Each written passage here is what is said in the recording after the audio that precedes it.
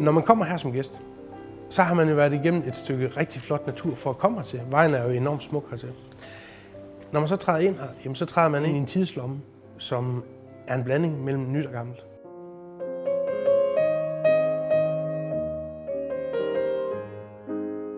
Det jeg godt kan lide ved mad, det er, at hvad skal man sige, tingene bliver behandlet med respekt.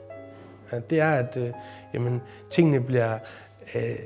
man er omhyggelig, når man laver det. Man bringer smagen frem i det der. Man laver det meget simpelt.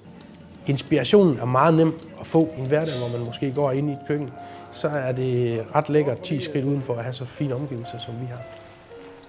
Et besøg i plantagen, hvor der er nye rabarber eller majs eller en ny blomst, det kan tit og ofte godt give inspiration.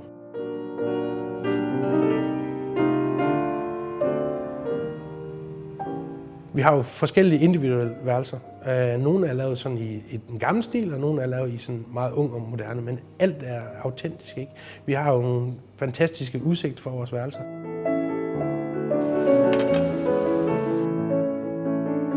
Det der er ved vores sted, som skiller sig lidt ud fra det, det er, at der er total fred og ro herude.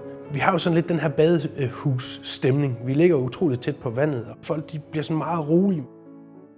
Vores lokaler er her for at blive brugt. Man kan egentlig slendre lidt rundt over det hele, man kan sætte sig i vinkælderen. Og det med, at vi har den designmæssige stil, vi har på hotellet med gammelt og nyt, det gør, at folk slapper utrolig meget af her.